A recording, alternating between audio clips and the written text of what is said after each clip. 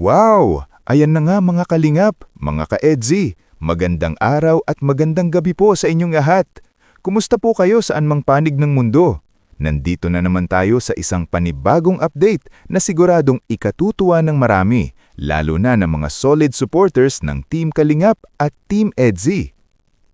Sa araw na ito, ramdam na ramdam natin ang excitement dahil papalapit na nga ang pinakahihintay na pagkikita ni Viancy at ni Kalingap Edu para sa kanilang 2nd anniversary. Isang makabuluhan at espesyal na pagdiriwang na hindi lang simpleng selebrasyon, kundi simbolo rin ng pagmamahal, suporta at pagkakaisa ng kanilang komunidad. Bago po tayo dumako sa mismong kaganapan at bago natin panoorin ang mga eksenang talaga namang aabangan ng lahat, hayaan niyo muna akong bumati sa inyo ng isang magandang araw, magandang gabi at magandang umaga. Lalo na sa ating mga OFW na patuloy na sumusuporta kahit malayo sa pamilya at sa Pilipinas. Sana po ay nasa mabuti kayong kalagayan at patuloy na pinagpapala. Mega love shoutout din po sa buong pamilya ng Kalingap, kay Kuya Val, kay Ate Edna Vlogs, at syempre kay Kalingap EDZI at Madam Jack Tapia. Alam naman natin kung gaano kabusilak ang kanilang mga puso at kung gaano kaganda ang layunin nila sa buhay. Ang tumulong, magbigay ng pag-asa, pabahay, scholarship, at tulong pinansyal sa mga nangangailangan. Kaya naman talagang karapat-dapat lang na patuloy nating suportahan, panoorin at ipagmalaki ang kanilang mga vlog. Mga Kalingap, bago po ang lahat, kung bago pa lamang kayo sa aking munting channel, hinihiling ko po ang inyong suporta. Please subscribe, paki-like at i-share ang aking mga videos at huwag kalimutang i-click ang notification bell para updated kayo sa lahat ng ating uploads. Ngayon naman, dumako na tayo agad sa ating main topic dahil talaga namang sabik na tayong lahat sa paghahanda para sa 2nd anniversary ni Viancy at Kalingap Edu.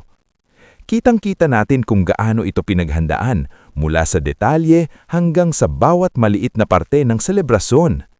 At isa sa mga pinaka-inaabangang bahagi ay ang preparation ni Viancy na talagang pinagtuunan ng pansin para mas maging espesyal ang okasyon.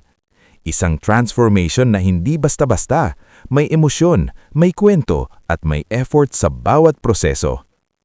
Habang isinasagawa ang hair transformation, ipinaliwanag ng stylist ang bawat hakbang mula sa paglift ng kulay, pag-aalis ng dating dye, hanggang sa paglalagay ng bagong shade na babagay sa personalidad at sa okasyon. Hindi madali ang proseso, inaabot ito ng ilang oras, puno ng tiyaga at profesionalismo para makuha ang tamang kulay at maiwasan ang pinsala sa buhok. Makikita natin dito na hindi lang ito simpleng pagpapaganda, kundi simbolo ng paghanda para sa isang mahalagang yugto ng kanilang kwento. Kahit may mga limitasyon tulad ng pagiging conservative ng school at ang pagiging pang-holiday lamang ng kulay, ipinakita pa rin ang dedikasyon para maging espesyal ang sandaling ito.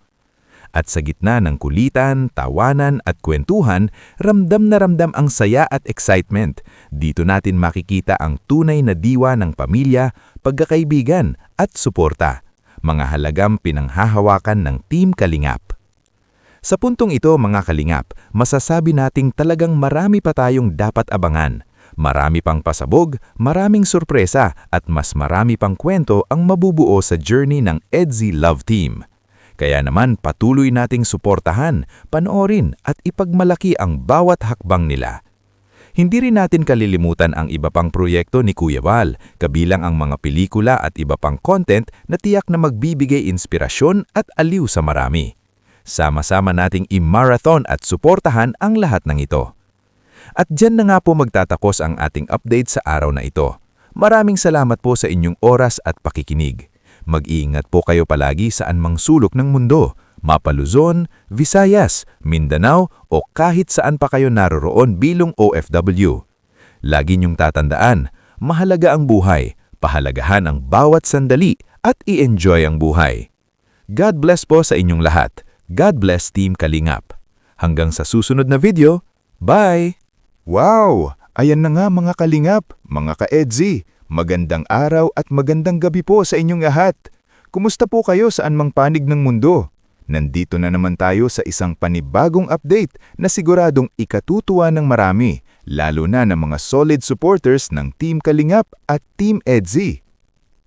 Sa araw na ito, ramdam na ramdam natin ang excitement dahil papalapit na nga ang pinakahihintay na pagkikita ni Viancy at ni Kalingap Edu para sa kanilang 2nd anniversary.